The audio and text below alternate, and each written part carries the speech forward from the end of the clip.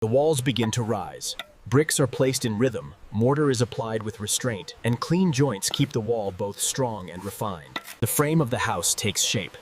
Outer walls define the form, while inner partitions rise in parallel to preserve the layout from the very beginning. An Indian home stands complete, square, well ventilated, filled with light, and respectful of ritual. At first light, the tea hills awake. On this quiet slope, the first step is setting the boundary. Straight edges and true corners ensure the foundation begins without error. According to Vastu tradition, the east and north guide the layout. Wind and sunlight are read directly on the land, ensuring the house welcomes light and natural airflow. The ground must be clean and orderly. Grass, stones, and dry branches are separated, keeping the center clear and ready for construction. The layout follows Vastu principles. The center remains open. The kitchen faces southeast. The central marker is wrapped in red. The Brahmasthan must remain completely open, serving as the point of balance and natural airflow. Before the foundation is dug, permission is sought from the land. Flowers, rice, and coins symbolize harmony, prosperity, and a favorable beginning. The offerings are placed into the earth and carefully sealed. The first stone rests here, marking the beginning of the foundation. The red earth and turmeric mark the stone. A promise is made to build with the right orientation, true ritual, and lasting strength. Foundation work begins. The trench must be straight, evenly deep, and clean to carry the load of thick walls. A steady rhythm keeps the trench straight and even. A precise foundation saves countless corrections later. The load-bearing stone layer comes first. Each gap is packed tight so the stones will not shift as the walls rise. Fired clay bricks are brought directly to the trench. Each stack is placed by section, allowing the build to continue without breaking rhythm. Bricks must be aligned and level. This step locks the foundation's shape, determining the square geometry of the entire house. Lime mortar is the traditional binder. Every joint must be fully packed so the foundation locks together without voids. The foundation loop is closed. Each brick is pressed tight, forming a stable frame with true edges and precise corners. The inner courtyard is the heart of an Indian home. It is kept open from the foundation so wind and daylight can move freely. The ground is compacted to prevent settling.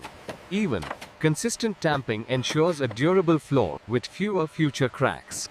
Drainage is installed early. Rainwater must flow outward down the slope, never returning toward the foundation. The foundation is aligned and the layout is correct.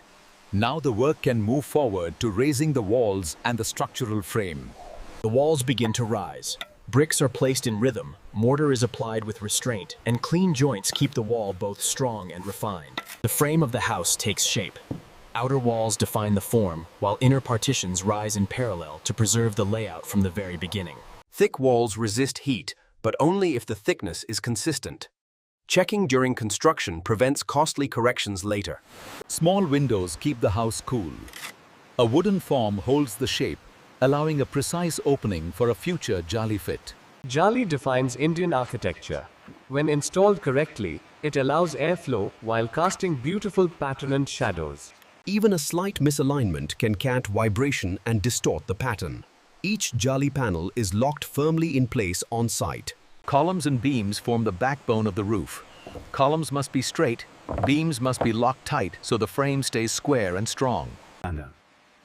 The prayer room faces the northeast.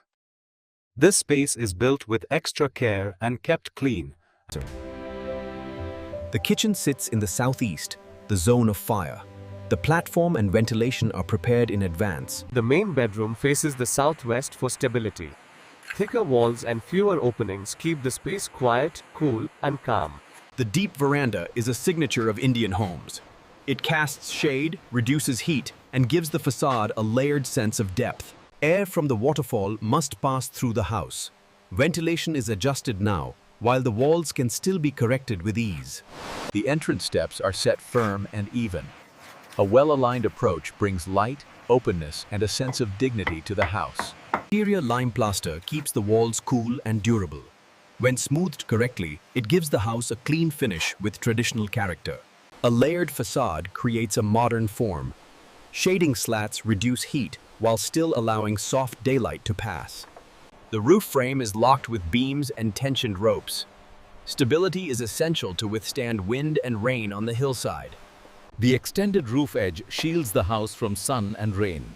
Clay tiles bring a traditional feel, while the form remains modern. The center of the house must remain open. The inner courtyard is the house's breathing space, and no load is ever placed there. Natural stone flooring stays cool and lasts long. Precise joints keep the surface beautiful and easy to maintain. The inner courtyard becomes the focal point. Handcrafted patterned tiles bring a distinctly Indian character. The pattern must stay balanced. Even a slight misplacement can distort the circle, so every tile is adjusted until it is truly round. Decoration is shaped directly into wet plaster. Lotus and geometric forms bring tradition onto a modern architectural base. Indian colors emerge: earth red, turmeric yellow, and a light cream base.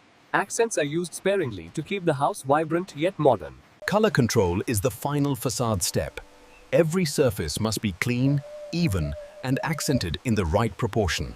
The door is simple, but precision matters.